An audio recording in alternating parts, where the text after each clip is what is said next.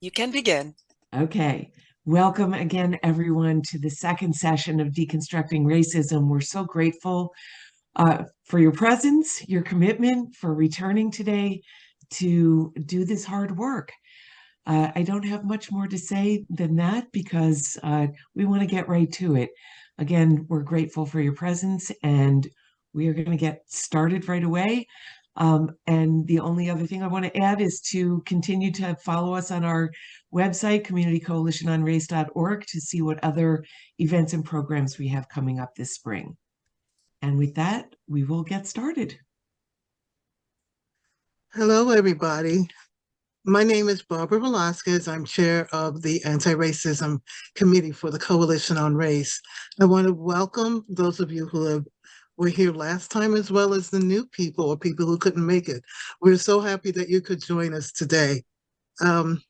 Just a brief overview of this workshop for the benefit of people who were not here last time. Deconstructing Racism explores how our society is infused by racist conditions and systems that impact us all behaviorally and psychologically, as well as what we can do about it. I will just briefly introduce the members of the committee. And if you could just raise your hand when I call your name. Firstly is Mickey Murphy, who is our main speaker for today, and she will continue discussing the white supremacist culture that we live in. Starting next, our next two sessions will be conducted by Kristen Lissanti, who will be talking about how white supremacist culture is upheld and maintained.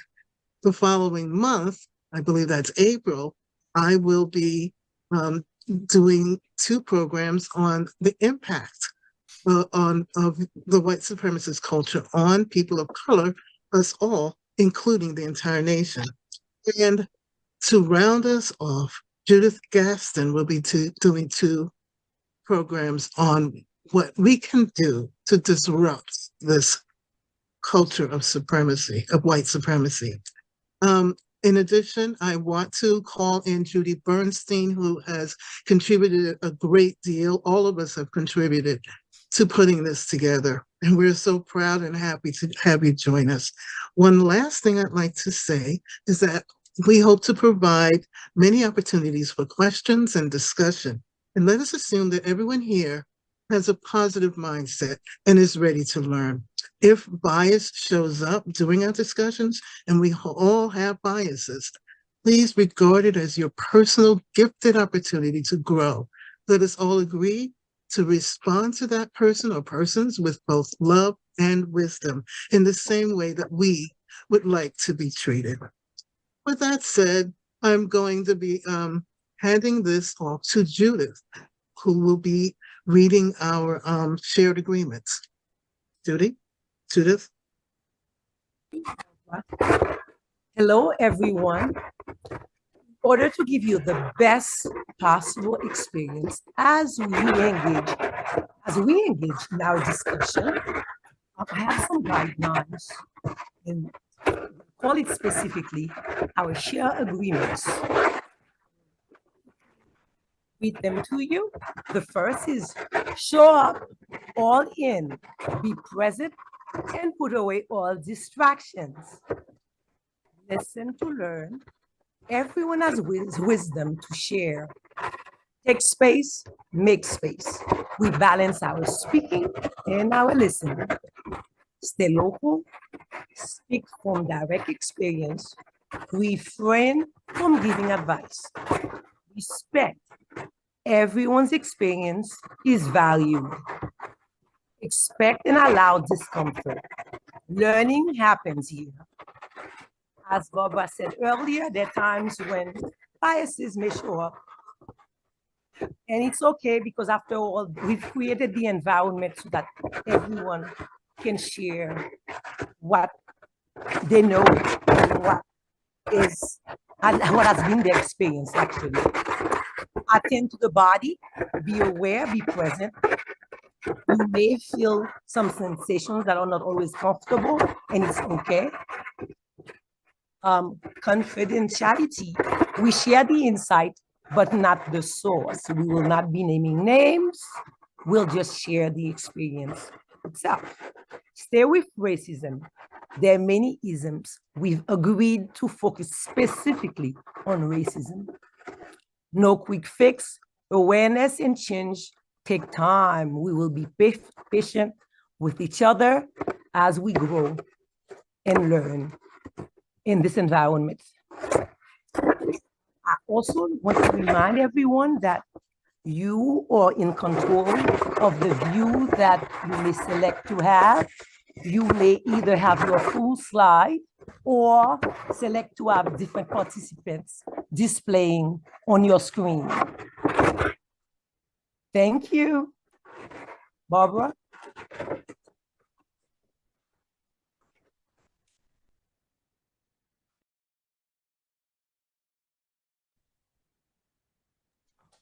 Barbara is muted. Sorry, I think it's was over to muted. Vicky. Talking away and I'm muted.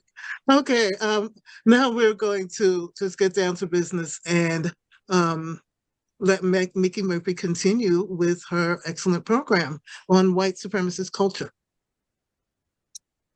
Thank you, Barbara. Can everyone hear me? I'm unmuted. Good. I make that mistake often myself. I want to welcome everyone, those of you who are returning and those who are joining us today for the second session, part 2 of module 1, which is about white supremacy. We thank you for taking the time to engage with us and with each other around this very important topic that impacts each and every one of us. As has been mentioned, this is part 2 of the first of 4 modules that you'll be experiencing over these 4 months. And the goal of this first module is to clearly establish that white supremacy is an ideology that has been continually espoused, supported by law, and entrenched in systems since the earliest days of our nation. And we believe that in order to deconstruct racism, we have to dig deep, as I said last week, and pull at the roots that have been growing for hundreds of years and follow the threads that connect us from that past to our current day. So in our first session, we talked about how race is a social construct. It's not a biological reality, how all humans share 99.9% of DNA, how membership in the construct of whiteness evolved over time, with many immigrants having to petition to gain entry and to gain the privileges that it afforded. We looked at the legal construction of white supremacy, from colonial laws to the slave codes, to many state and federal laws that specifically limited or denied rights to people of color, such as the Indian Removal Act, the Chinese Exclusion Act, and others. And we talked about the current backlash against teaching this undisputed history in our schools. So this week, we're going to look at how after emancipation, white supremacy was maintained and further entrenched through Jim Crow laws, through terror, through violence. And we're going to talk about the forms of racism that continue to be the legacy of 350 years of overt white supremacy. We'll also take some time to talk about how it operates in our daily lives, looking at the concepts and the blinders of white privilege and white fragility. So, but first, before we go into it, we'd love to do some introductions, go into breakout groups so we can get to know some of our friends and neighbors that are on this journey with us and joining in this shared space of learning and dialogue. So in just a moment, there will be a message on the board inviting you into a breakout space. I would like to invite you to use these prompts. Share your name, your pronouns if you wish to do so, your racial identity, and we're asking for racial identity versus ethnicity, or both. And then we want you to give some thought to the racial imprints of your upbringing.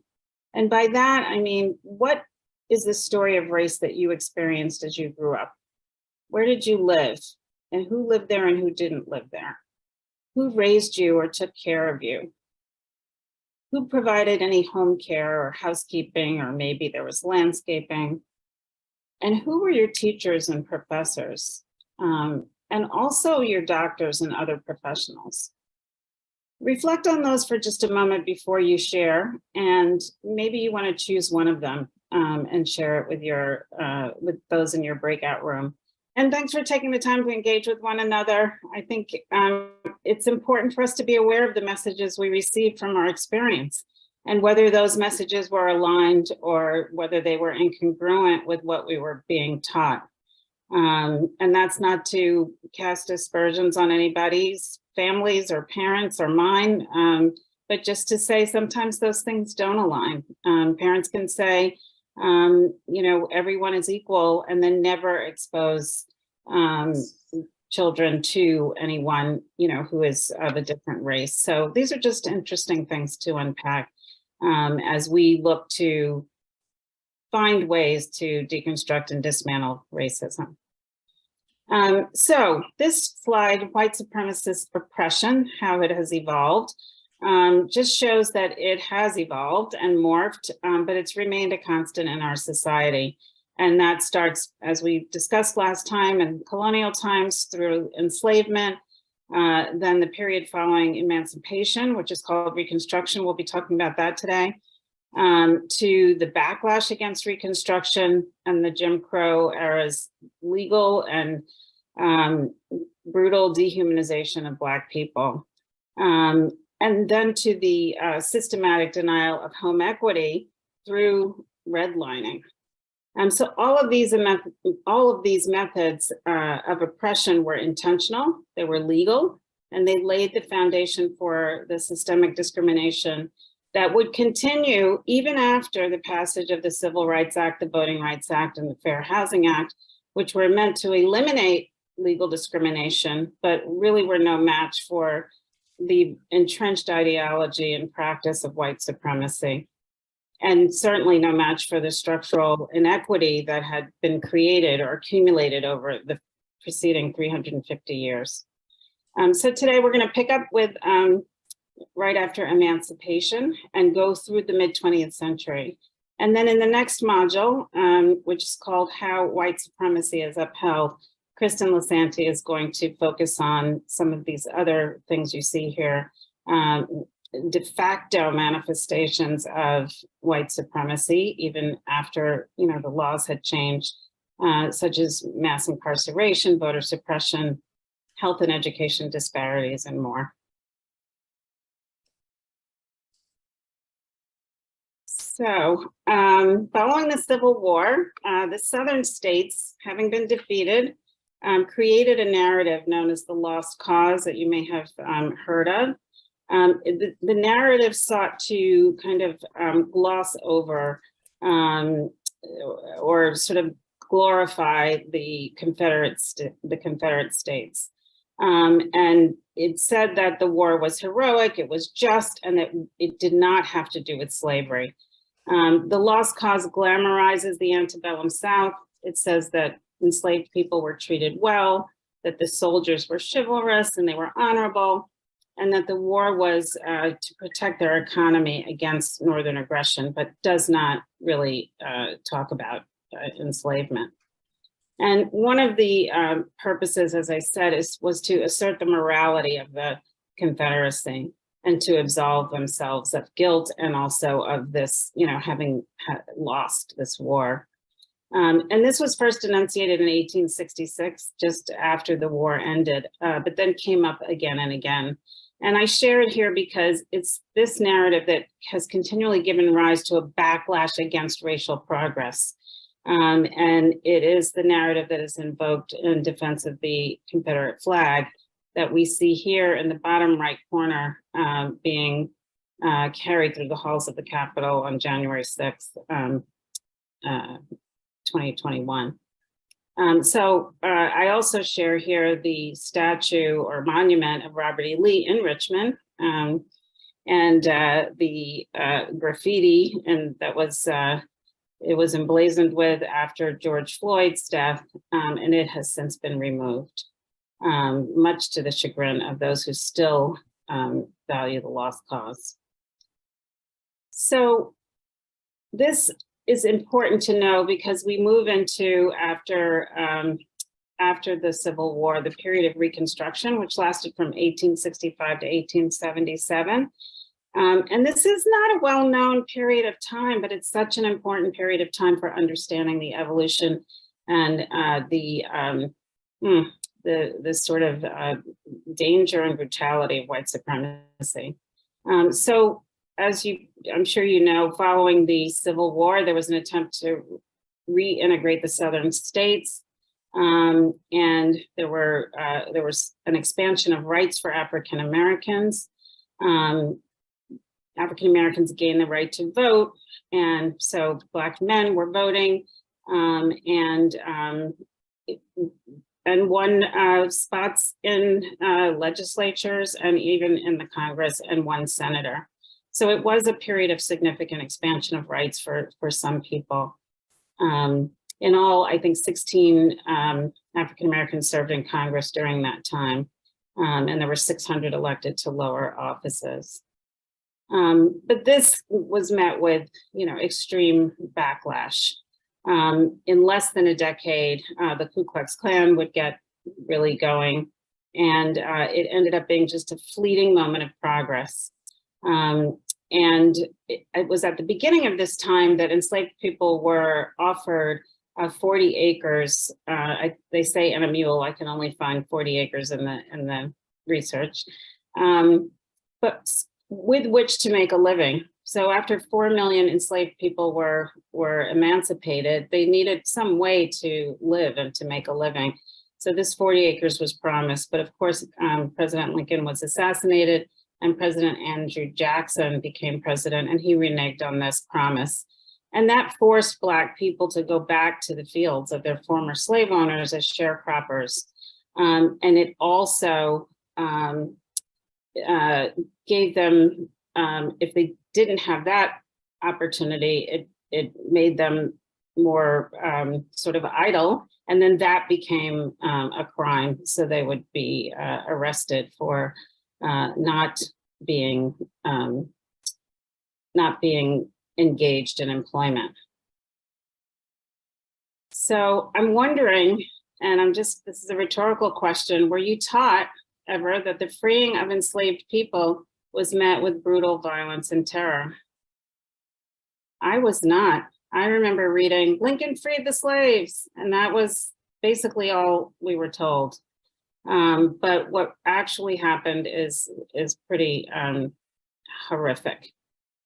So this is a very packed, the next slide is a very packed slide. It's intentionally so. Obviously, most people in the South refused to accept emancipation and Black citizenship. And so they responded to Reconstruction by using force and terror to disenfranchise, and traumatize Black communities and killing countless Black people. So this slide just shares the 34 documented massacres during the Reconstruction era in which white mobs attacked Black communities in acts of racial violence. In some cases, there were a handful of people killed, and in some, as many as 100 or more victims. This is, again, something that is just not widely known, but really important piece of history to understand. So what Reconstruction began as a period of expansion was very quickly met with violence and terror and death. So I mentioned that the freed Black people, men in particular, did not have access to employment other than mostly sharecropping. So after the Civil War, there was this system constructed called convict leasing, which you may have heard of. And it was a system that allowed Southern states to lease their prisoners to work in mines and railways and on plantations. And so what they did was they created these laws like vagrancy laws. You could be arrested for hanging on a corner. You could be arrested for not having a job. You could be arrested for all kinds of, sort of non-threatening acts. and then leased out for no pay to these companies and these entities. So although slavery had ended, this was a way to basically re-enslave people following the Civil War. Moving on, there were pockets of real racial progress. If you're like me, you probably are also recently becoming aware of this, that there were places like Tulsa and Rosewood, Florida, and Springfield, Illinois, where there was enough progress that it angered white people. And so there was significant backlash. And that progress was met with real race riots. And I think in the last couple of years, we've learned a lot about the Tulsa riot in particular, but that is just one of many. And in that riot in 1921, gangs of white men armed with guns destroyed a Black area of the city that was called Greenwood. That was known as Black Wall Street. It was that successful. And they burned more than 100 or 1,200 homes, businesses, a department store, library, theater, hospital, church. You can see burning on the right side. You see it on the left and it's burning on the right. And just, FYI, in 2001, there was a commission on the massacre that recommended that the state pay victims restitution, but the state legislature refused it. So these are responses to Black progress that are not generally shared in the history books, but really demonstrate the power of the ideology of white supremacy, and that account for the inequities that continue to persist today. Okay. So moving on to Jim Crow, the period of Jim Crow. When we think of Jim Crow, I think, we know most about water fountains. It's sort of the main example that we're given. So offensive signs that separated people and were unkind and dehumanizing, but it was so much more than that, so much worse than separate water fountains and lunch counters and restrooms. And again, it was another brutal chapter in the entrenchment of white supremacy as the operating ideology in our country. Under Jim Crow, African Americans were relegated to second-class citizens. And on the next page, we have some examples of some of the requirements of the social environment in the Jim Crow South. So it was a way of life. And I really, think it's ironic that these practices are referred to as etiquette, but that's how they are referred to. But, for example, a Black man couldn't offer his hand to shake a white person's hand because that was seen as being unequal. Blacks and whites were not supposed to eat together. No, Blacks shouldn't show public affection, and Blacks shouldn't be referred to with any title, no Mr. or Miss or Mrs. And so this list goes on and on. If encountered on the street, Black people were supposed to avert their gaze or definitely step off the sidewalk and allow right of way. So all of these are just ways that people had to live in order to live, in order not to have the consequences of violence or even worse. One interesting one here, white motorists had the right of way at all intersections. Again, entrenchment of white supremacy. Then there were the laws. And the one that I think we're most familiar with is the law that required segregation in public transportation. And so here we have some images of Rosa Parks, who everyone knows the story, was arrested because she wouldn't get out of a seat and allow a white man to sit down. So these laws existed for about 100 years, and they were meant to, to marginalize, to dehumanize, and to keep separate, to keep Blacks and whites separate.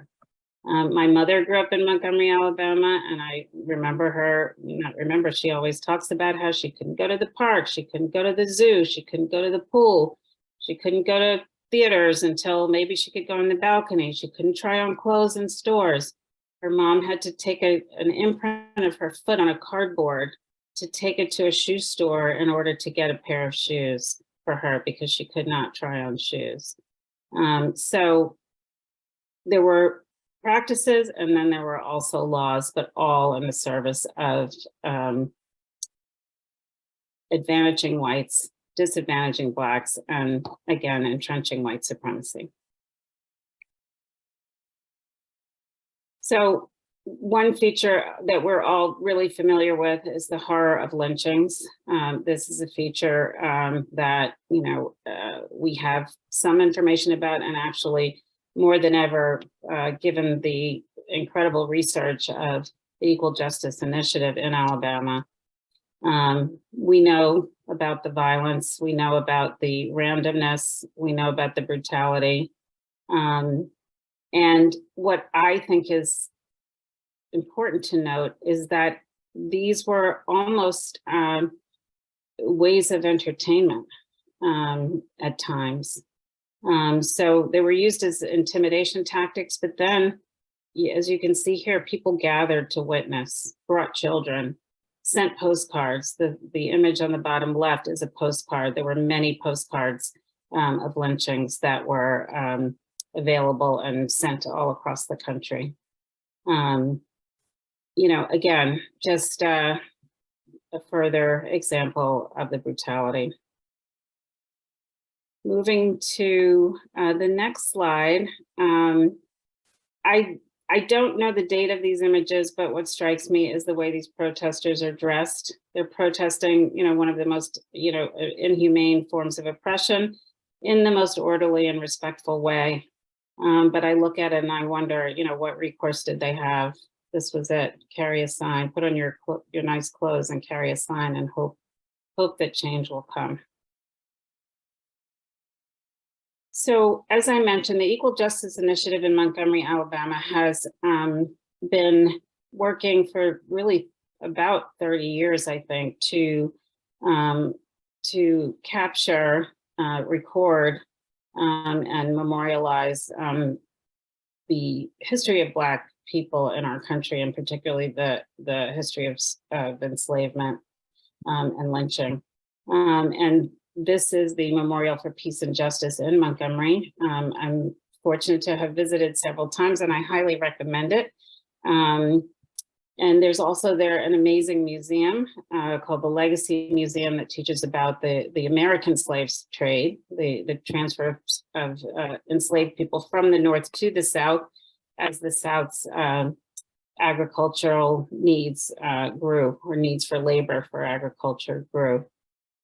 Brian Stevenson is the founder of the Equal Justice Initiative, and I thought it would be nice for us to hear a little bit from him.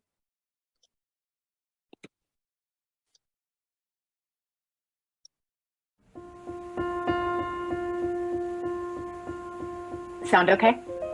We have been practicing silence about our history for a very long time. In this country, we don't talk about slavery, we don't talk about lynching, we don't talk about segregation. We have a hard time talking about race, and it has burdened us. We don't think it's odd that we don't talk about this history. We actually think it's odd when somebody tries to talk about it. If we react to the effort of trying to talk about it as if that's the threat, not our continued silence. We're doing a lot of damage to each succeeding generation. It's the 21st century, and there's still a presumption of dangerousness and guilt that gets assigned to Black and brown people in this country.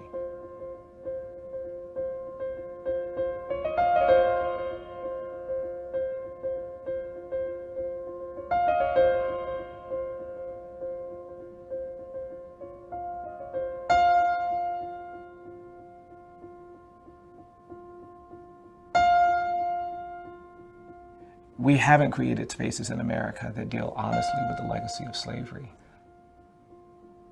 You know, my view is that the great evil of American slavery wasn't involuntary servitude and forced labor. It was the narrative of racial difference that we created to justify it.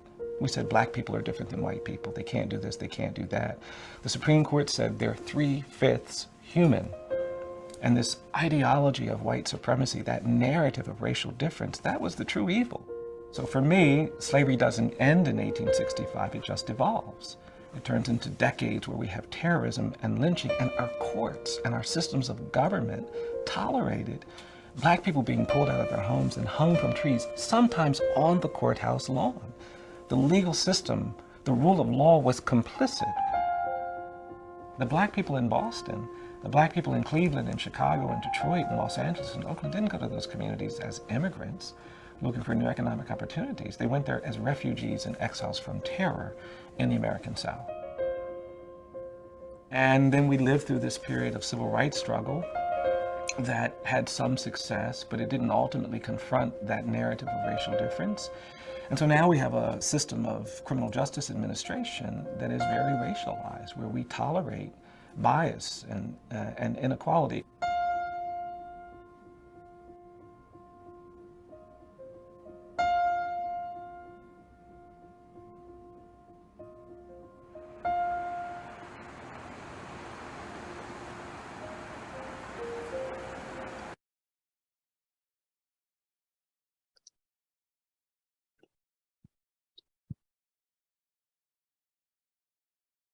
Thank you. There's more to that and several others. So I invite you to Google him and to learn more.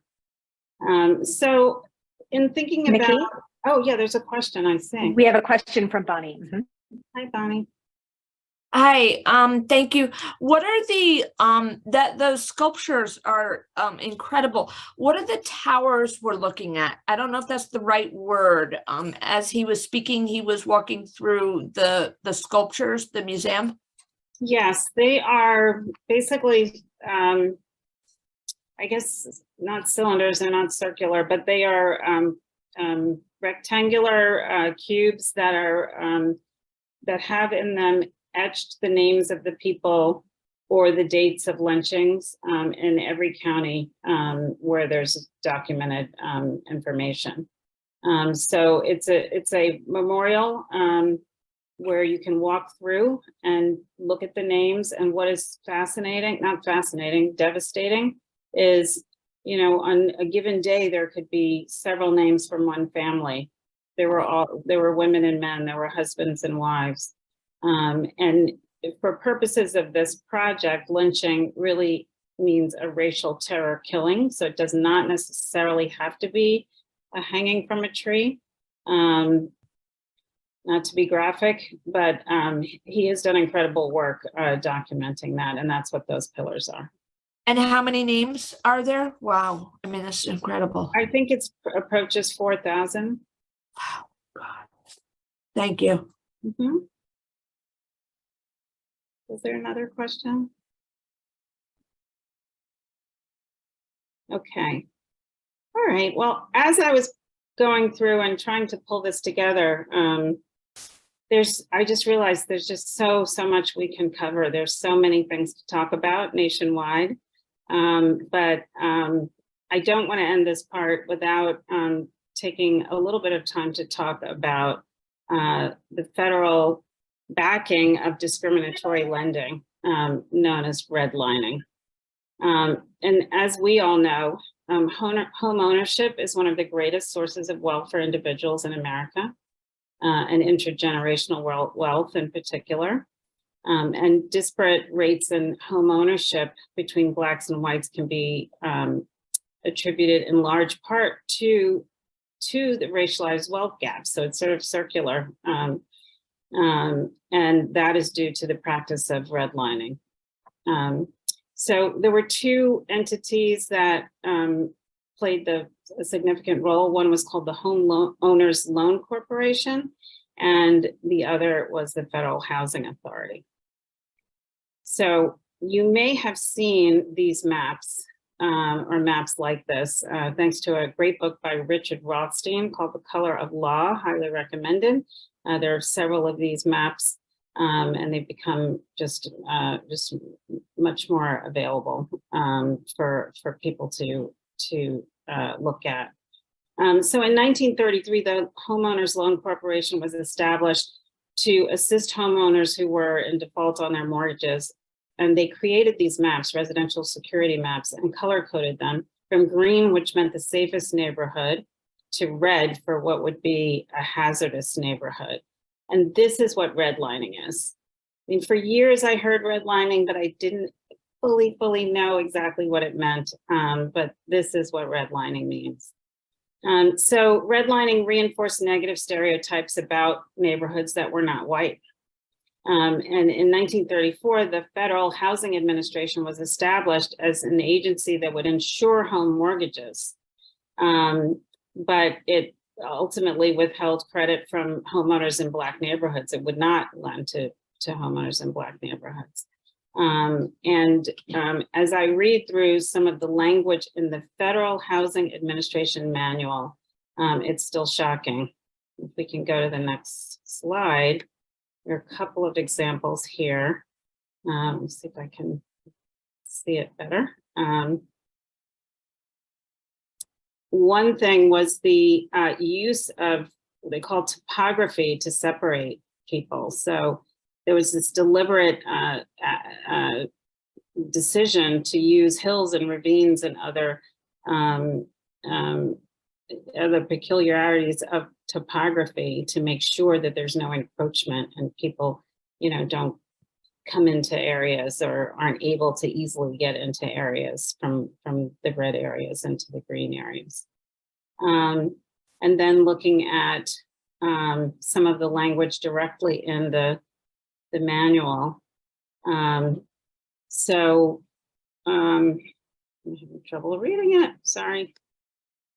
If you can see the highlighted yellow, it specifically talks about racial occupancy, and it talks about. Would you like me to read it? I can see it pretty well. See it? I don't know why I'm not able to see it well. Thank you. It says, if a neighborhood is to retain stability, it is necessary that properties shall continue to be occupied by the same social and racial classes. A change in social or racial occupancy generally contributes to instability and a decline in values. Thank you. Thank you. And then the next slide has a few more clauses from this Federal Housing Manual, Federal Housing Administration Manual, that again are just completely racialized and contributing to stereotypes of Black people as being less than human. So they're shocking to read, but important to take a look at. The GI Bill was directly related to redlining because when veterans came back from World War II, the GI Bill was available to servicemen, and many took advantage of this opportunity to become homeowners.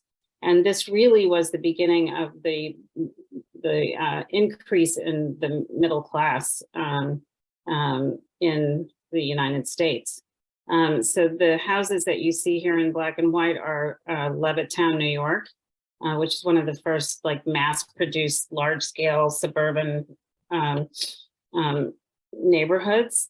And this was built in order to provide affordable housing to vets. But the FHA and the VA decided to engage with them and to back these initiatives, even though these homes were not available to be purchased by non-white people. So I think we all know that the denial of ability to own a home or to own a home in a place where it can increase in value and gain equity has been a major contributor to the wealth gap. And that is something that I think we all know the coalition recognizes and is addressing through the wealth gap equalizer loan. What's important is that these practices and policies of the early to mid 20th century have a profound and a lingering effect on home ownership and on wealth to this day. So to wrap up this section, after 350 years of legal backing for white supremacy, the civil rights movement really brought pressures to bear, which led to the enactment of laws to change things and to enshrine the rights of Black people and people of color in our country. So it did end white advantage, and it did make discrimination illegal, at least in terms of the law. But we all know that racism and white supremacy are pretty wily actors, and there's no way the change in laws could have corrected the harm of 350 years or restored what was lost. And as I shared about Tulsa, we are still debating the concept of compensation through reparations. I see a hand. Yes, my name is Clyde Lee. Hi, Clyde. I was born and raised in Flint, Michigan. We were the first major city in the United States to elect a Black mayor. His name was Floyd J. McCree, and he sued the federal government to enact the Fair Housing Act. So now that particular thing that you mentioned was like an oxymoron, so to speak, because the thing is that what it allowed to do is that was the beginning of urban renewal. And so the Blacks that were over there, they had their own infrastructure, their own theaters, just like another Black Tulsa in Flint, Michigan. They had their own cleaners, funeral homes, churches. They allowed the urban renewal with the Fair Housing Act declaration. They allowed urban renewal, which allowed them to go and take an expressway and move it through the neighborhood. So what had happened is that all the infrastructure and economic development that they had built up, like they did in Wall Street, they did the same thing in Philadelphia. They did the same thing in Chicago. They did the same thing in Detroit. Anywhere, any major city, any major Black city that had an infrastructure where it was thriving, they would go and develop it under the guise of that we're going to go in and make it better. So what happened in Flint is that the Black people who had to move because of eminent domain that declared their area, they had to move, they let them go in and buy all of the white people's houses, but only in a certain area. They wouldn't let them go out and buy the houses in all of Flint. They could only purchase them in one side of Flint. And so that was another form of, well, we're going to let you purchase the home, but it was another form of redlining, but you can only purchase them in this area. But we're going to shut down and destroy the area that you're living in, but you had to buy them over here at these places from the white people. And then they were able to take that money and go and develop and build other houses. But they wouldn't let them move in the whole city of Flint. They had to move only in the area that they designated. I digress. Thank you, Clyde. Thank you for sharing. We could do a whole session on housing discrimination. But I appreciate you sharing, making that connection. Thank you.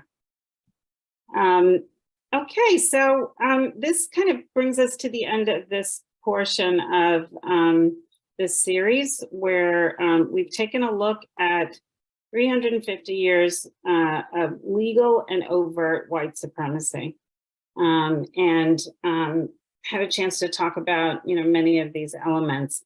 And as I mentioned earlier, I certainly have learned quite a bit in the process of creating this this session, or these two sessions. And we're wondering what the experience has been for you. So, but I wanted to share this slide with you, which is a concept that I learned about at a workshop at the end of last year, I guess it was December.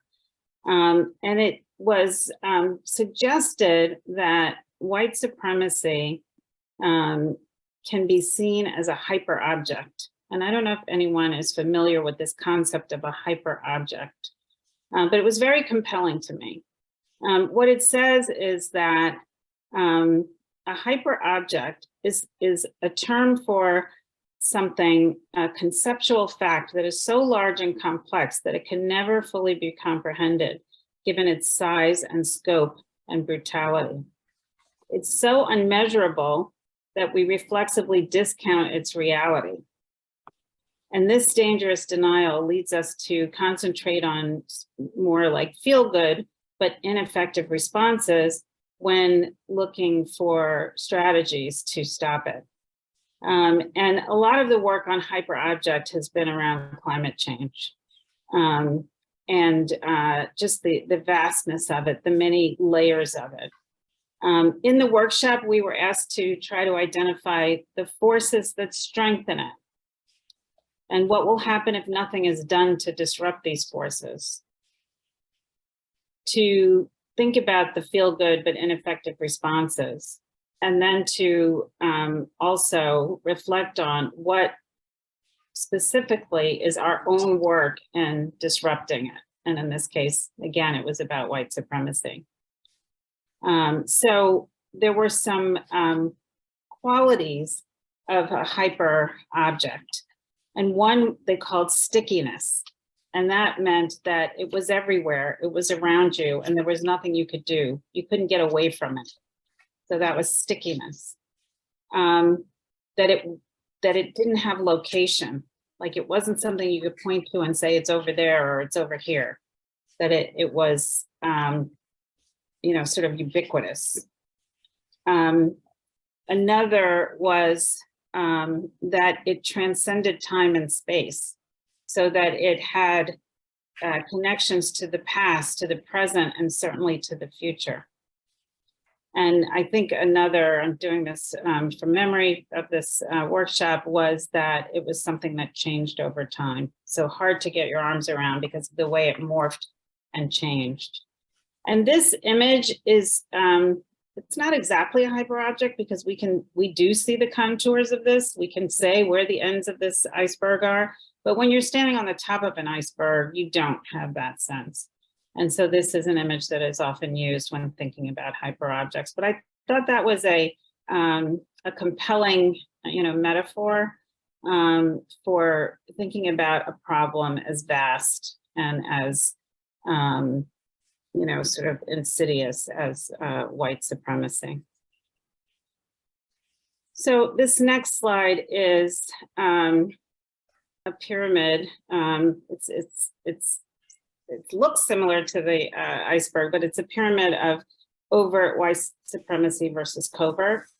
And I think it basically is saying that overt white supremacy is over, and that's the very tip of the pyramid, but covert white supremacy continues. And one of the first, or the first type of white supremacy that is mentioned here on the left, right under the black line, is calling police on Black people. And I recently had the opportunity to meet Bobby Wilson, who is a little girl who in Caldwell was spraying lantern flies in her yard when her next door neighbor called the police and said, "A strange Black woman is doing something peculiar in the yard next to me." Bobby's 9 years old. She is the size of a 9-year-old. She's probably a head at least shorter than I am. And she had lived next door to this person for, I think, all of her life. And what happened was 5 police cars arrived. And the trauma that the family has gone through, although they've been very lovingly embraced as well, and she's gotten lots of opportunities, there's trauma in that. So that's a form of covert white supremacy that I wanted to give an example that I, having recently met Bobby Wilson.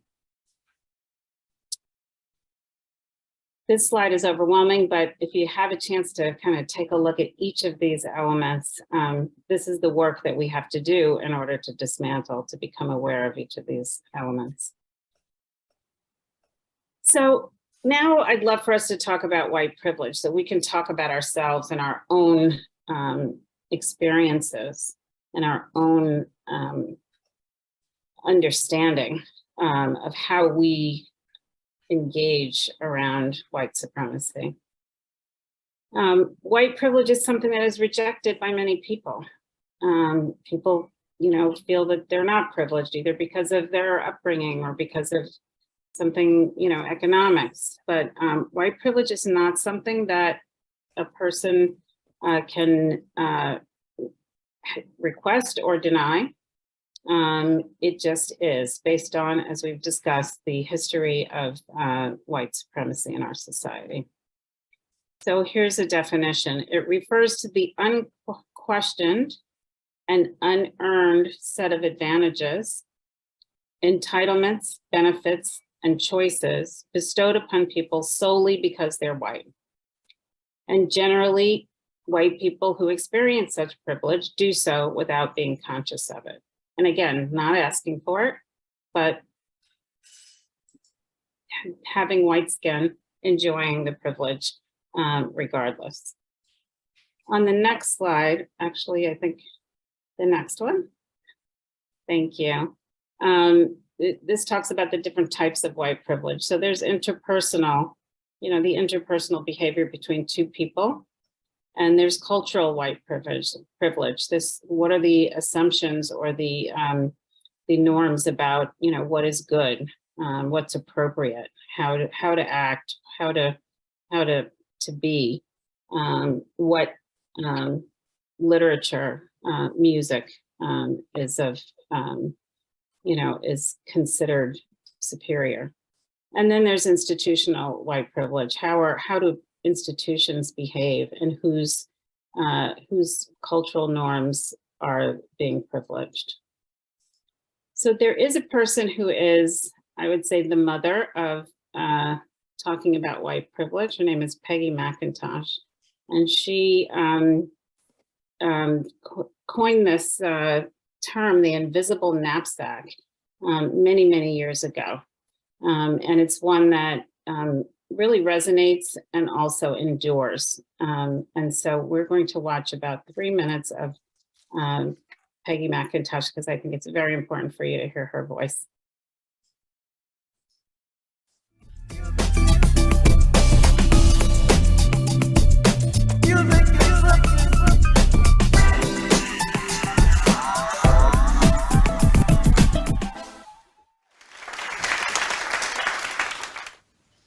I imagine a hypothetical line of social justice, a hypothetical line, an imaginary line of social justice that is parallel to the floor, also parallel to the earth.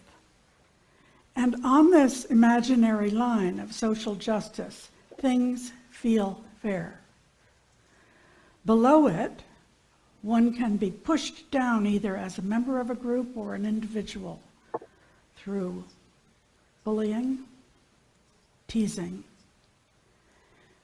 being stereotyped, having prejudices against one or one's group, being a survivor of genocide, being a scapegoat, being a discarded person.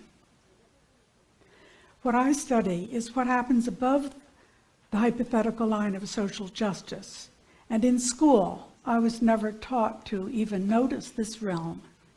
Above the hypothetical line, one can be pushed up, believed, thought worthy of responsibility, considered to be responsible with money, considered to be capable of doing the schoolwork or any other kind of work. One can be seen as representative of the best. That's privilege. Above the hypothetical line of justice, one has more than one deserved because of circumstances of birth and other people's positive projections onto one. And below it is disadvantage. That is unearned disadvantage. And I believe everybody in this room has a combination of both experiences. having more than we actually earned, and having less than we actually earned. And I didn't used to think this way. I was raised, as many of you have been, on the myth of meritocracy, which is the unit of society is the individual, and whatever the individual ends up with at death is what that individual worked for and earned and deserved and wanted. Well, it isn't true. These privileged systems, which locate us above and below the hypothetical line of social justice, were invented, and we were born into them. And we all know both sides, and that's a reason for compassion about the sadness of having been born into systems that gave us such, and here I quote the poet Adrienne Rich, such different politics of location. I came to notice privilege because I noticed male privilege, and then I noticed in parallel fashion white privilege, and both of these things were very distressing. I hated learning about privileged systems, but I found I had to explain my life. 3 years in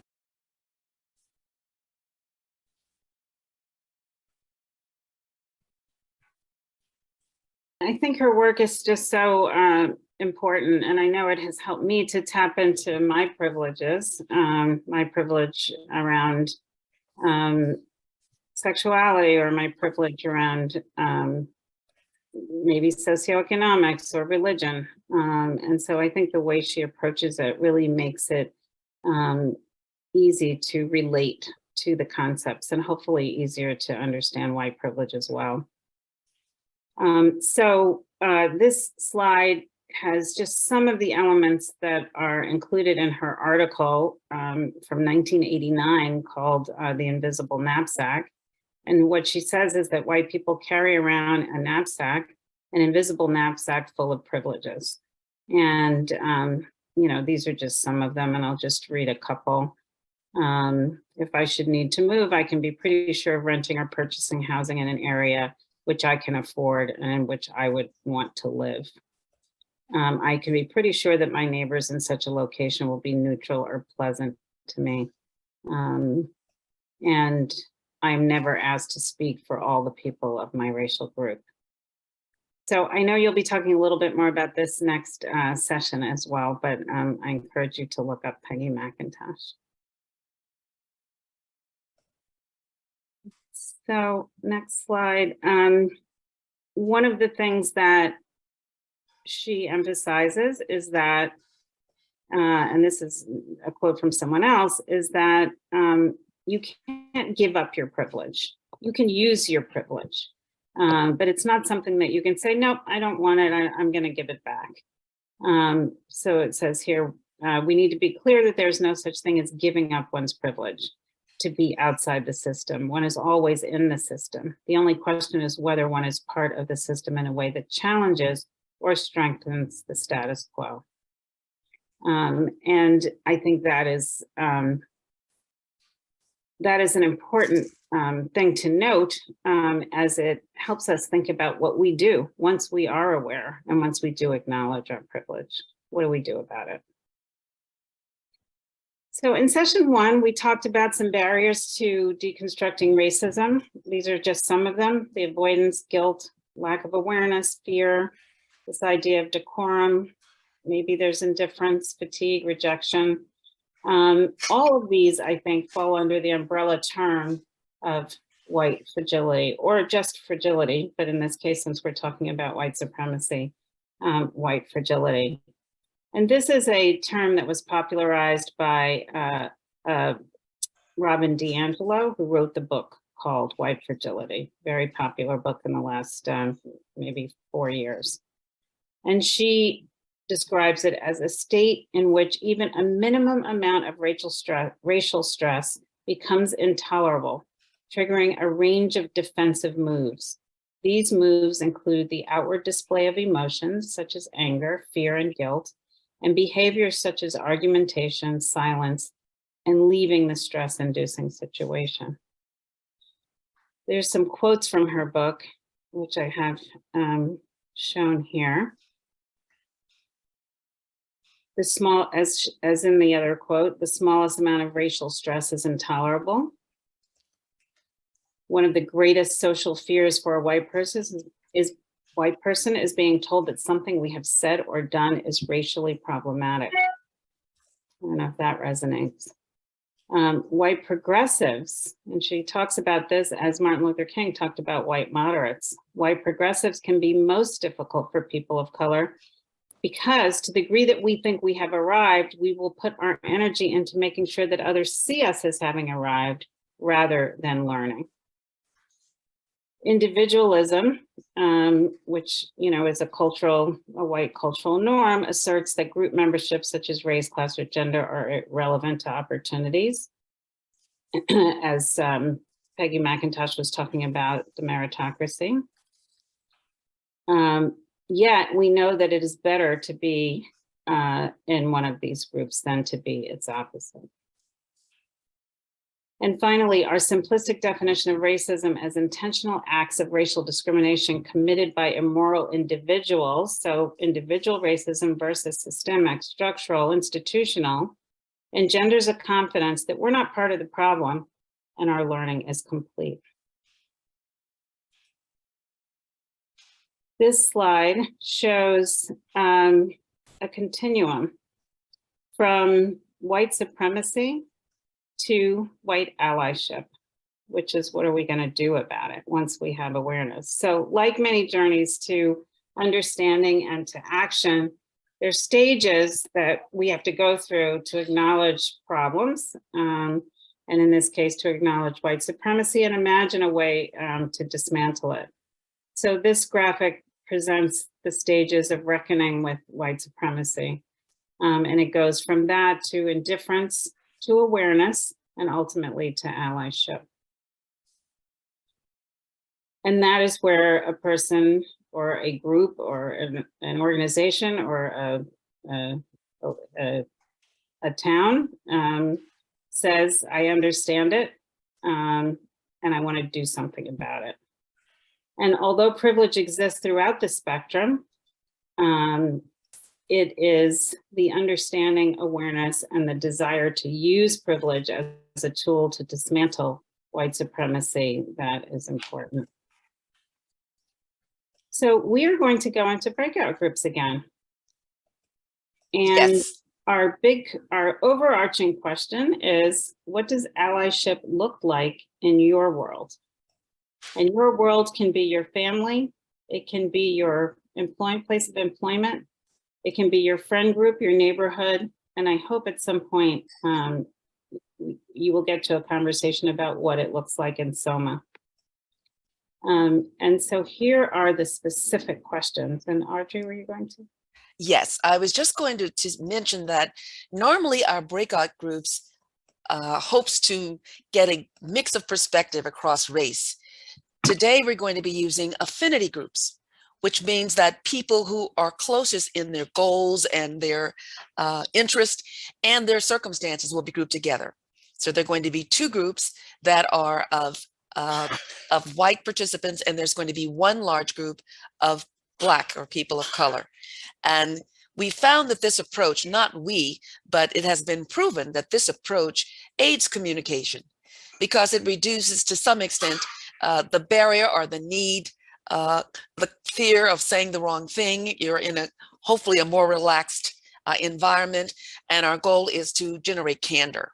So don't be surprised when you get into one of the three groups, two groups that will be of our white participants and one group that will be of our participants of color. So tells me something about opportunities for dialogue, cross dialogue, and also in affinity spaces. I think both are needed. Does anyone want to share anything that came up in their group or any of their own reflections or? is it all right, Mickey, if the three people who were designated could very quickly, there was one person in each room, if you would just share some highlights, that might be a quick and more complete way to do this. Kristen, you want to start us? Sure, you got it. We had some nice reflection. Not everyone got to speak, so I do acknowledge and apologize to the folks who didn't get a chance. But the folks who did share noted a personal experience of visiting the Gardner Museum in Boston and just being struck by the privilege of that person and that facilitated the creation of that space. Some really nice insight around the fuzziness of white fragility, and that what we need to have are some hard dialogues. And there was some kind of beautiful metaphors in there around kaleidoscopes being a metaphor for how chaotic and confusing the world is right now. And we're only ever seeing kind of our own little sliver of it. But the flashlight that we need in order to engage in those hard dialogues. There was also a really concrete point made around privilege in our community, that there are white families moving here for the diversity, but then utilizing their white privilege in order to get what they want, particularly in the context of the intentional integration of our school system. And at the final kind of closing point was that it's really important that we as white people are examining our own feelings in relationship to these issues so that we can show up and work on them. Otherwise, we get lost in defensiveness and guilt. And there was a shout out for the excellent book by Layla Syed, Me and White Supremacy, for white people doing their work around this. Thank you. Thank you. Judy Bernstein, can you give us the highlights from your group? Sure. We also didn't have enough time for everyone to speak, but these were some of the key points that were mentioned. A number of people spoke about their awareness of white privilege, how it kind of came over time, either by reading the article by Peggy McIntosh or being married to a person of color. And so that it was kind of like this slow awakening out of really not knowing or not seeing it, like this in ignorance really about it. One person spoke about the difficulty of getting, we alluded to that table that you showed, Mickey, with the 4 columns, and the difficulty of getting from awareness to advocacy, like to being known, but how do you move into the allyship kind of a place? Also, we talked about the indifference, the second column, white indifference, how a number of us just can't believe how many people are just apathetic. If my life is going okay, then things are all right. And they don't really respond to the fact that there's harm being done. And the final comment was people kind of are in denial about when they say something or do something racist, that they're acting out. They say, but I didn't mean it. They talk about their intent versus their actions. Oh, and one more thing, hard to discern between, is this white privilege, or do I have a right to be frustrated in a certain situation? That was an interesting point. Thanks. Thank you, Judy. And our last group, Barbara will share their highlights. Okay, our group was the people of color group, I think, but mostly African-American, if not all African-American. What we discussed was, firstly, that you can't acknowledge, as far as privilege is concerned, white people cannot, it cannot be fixed if it's not acknowledged. And some mentioned that progressive groups in Maplewood, I'm talking about the groups, not the individuals, do tend to try to be very to promote allyship. Now, other people, there was some like mentioning of concerns that some people were virtue signaling. They really didn't mean it, but they wanted to look good about themselves, feel good about themselves. So in our group, there is a lot of issues relating to trust. Another issue was brought up that we as African Americans have to come up with an agenda with what we want and what we want to see, and put ourselves as people of color in the center of the discussion or the center of the activity. Even though white people have to be involved in getting rid of racism, some people have the feeling that they're just sick and tired of waiting for white people to do it. We're kind of getting it to a point that this has been around for a long time. And I'm sick and tired. I mean, it wasn't me who said it, but I can understand being sick and tired of waiting for this to go away. Let's see.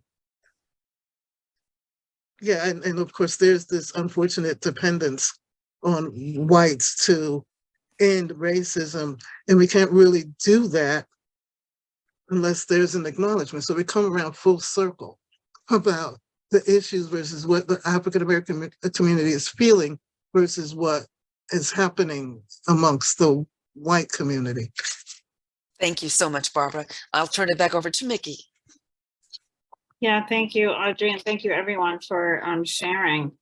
I think that maybe, what was shared in the people of color group is important, and I'm glad you did share it, Barbara, for white people to know, and that's that there's a huge amount of frustration. There's a huge amount of disappointment.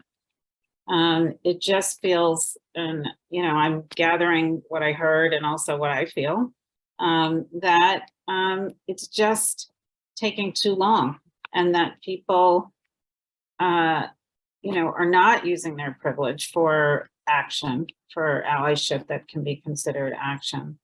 And then many are, and I want to say thank you to every single person who's on this call. So this is not about this call, but generally speaking, that is the frustration. And maybe that's something that just needs to be shared a bit more, because I think, you've probably all heard the term code switching. If you haven't, I can explain. It's how people have to change how they act from one situation to another. It's often something that people of color might do in a majority white workplace or majority white in education, school or organization, that, you're putting on a happy face and you're basically not complaining and leaving some of yourself at the door. And I think that's done for survival. It's done to maintain employment. It's done to maintain friendships. But I don't think it's delivering necessarily the message that maybe people need to hear, which is, it's time. It's been a long time. And, we just need more support, more help, more allyship, to turn this thing around. So that's what I kind of heard loud and clear from the group that we were in. And I just, again, appreciate everyone being here, engaging in this, taking this class, sharing. It really is heartening. So thank you. So to end the session, I just want to recap a little. We've talked about for these 2 weeks the fact that race is not real, and yet our society has really been characterized by a racial caste system for most of our history. Race has been used as a tool to divide and to rank, to confer and withhold resources and opportunities. And the cumulative effect of this has led to entrenched inequities and systems that cannot right themselves without significant acknowledgement and change and action. So I have the book here, Caste. Some of you may have read it, by Isabel Wilkerson. In Caste, the Origins of Our Discontents, Isabel Wilkerson uses the metaphor of an old house to talk about dismantling racism. She says, the work is never done in an old house, even when there are new occupants. While as current occupants, we may not have created the problem, going forward, it is our responsibility to fix the problems we inherit. Sometimes we have to change the wiring or upgrade the plumbing. There may be whole systems that are faulty that must be addressed so that it can still stand. It's not about shame or blame. It's our inheritance and what we must do. we would not know there was water in our basement and not roll up our sleeves and find out what the cause of the flooding might be. Ignorance, Wilkerson says, is no protection against the consequence of inaction. So I'd just love to close by saying investigating and interrogating our history and the current impact of white supremacy is the only way that we will be able to understand the problem of racism well enough to address it. And so I, again, thank you all for being here, for rolling up your sleeves to do this work so that our old house can stand with structural and social integrity for centuries more. Thanks, everyone. Thank you, Mickey. Thank you, Mickey. There was a question that, there was a question, someone has asked if there were any resources that they could read. And maybe you might want to share some of your articles or something. Sure. Yeah, I'm happy to pull together a list of articles and send them. Right. I'll give them to Audrey. Is that what I should do? Yes, Mickey, and we will work to get these resources available not only to the participants, but at some point to actually get them up on the coalition's Community Coalition on Race.org website, so that it's accessible to all of the community. And there's someone else asking if slides will be shared. That's an Audrey question as well, right? Is that? Anything that the committee hands to us, we are excited to share with the rest of the community. Okay. So if you, that sounds like a yes all around. Sounds good. Okay, thank you, everybody. Again, I share Mickey's pleasure of having you guys spend 2 hours with us on a Sunday afternoon to learn about these very, very important topics. The next module will be conducted by Kristen Lisanti, and it will be for the month, during the month of March. And it will be more of how white supremacy is upheld. Mickey talked about it being upheld pretty much after slavery.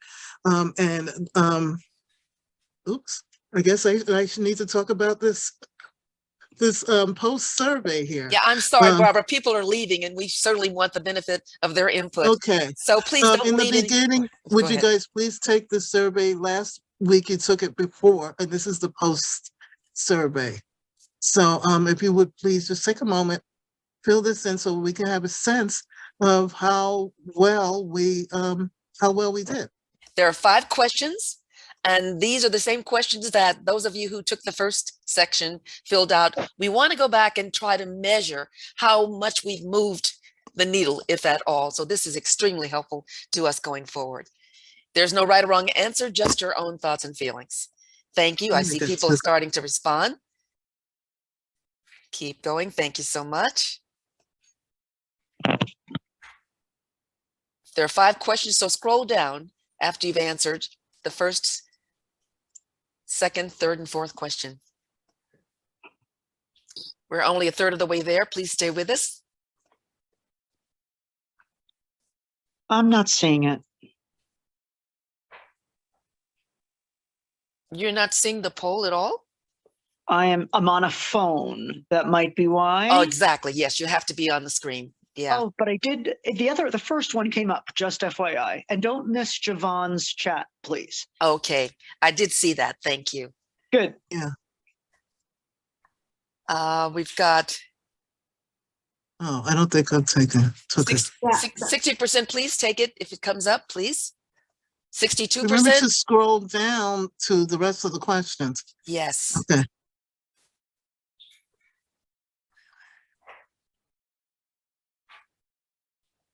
Audrey, I think I'll skew the poll, so I'm not going to answer. Oh. Just, okay. Well, okay. Did you take the first one? No, I don't. Okay, then that's fine. That's fine. We're at 76%. Keep it up, guys. You're doing well. I accidentally closed my poll while I was responding to a chat, so I don't know how to get it back. Yeah, and I lost mine as well. I accidentally deleted it. My goodness, guys, I'm not sure what to do. I'm afraid if I try to do a thing on my end, I'll shut the whole thing down. But we're at 80% of those of you who are still in, so keep going if you have it on your screen. 84%.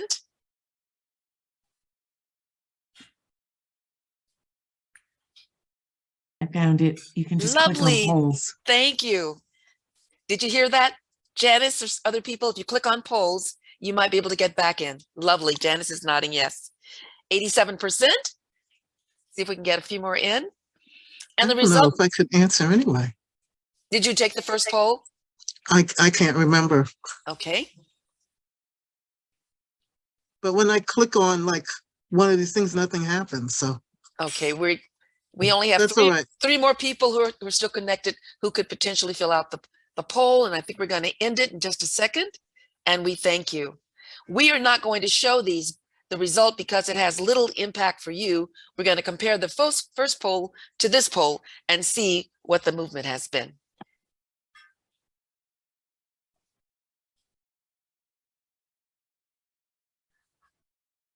In answer to the video, once we finish these sections, then we have to go back and edit it to take out any extraneous information.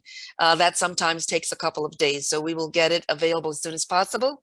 And then our committee will decide when it goes out to you, those of you who have registered. And then we'll be talking about when it goes out to the larger community, because we want to make sure that we're respecting copyright concerns for some of the other things we've shared. 100%. Thank you guys so much. Thank you. 3615456. Okay, Barbara, was there any final words you wanted to share? Just can't wait to do the next one. Can't wait. Is it really 2 weeks away? Yes. It's a lot of fun working with you guys, and I'm hoping you are all enjoying it and working and learning a lot. So thank you, everyone, and thank you especially to the committee. Thank you. And I'll make one last plug. In addition to this very important and cerebral work we're doing, there are also opportunities that are integration related to having fun and building relationships. So we have the integrated art circles. Go to our website. It's 8 different opportunities to work with a smaller group to create something and to meet people and work together and try to establish some authentic relationships over the course of that. So do take a look on our website, communitycoalitiononrace.org. We've got everything from learning how to juggle to theater improvisation, to playing a shakere African percussive instrument, something for everybody, male, female, black and white. So please join us. Thank you, guys.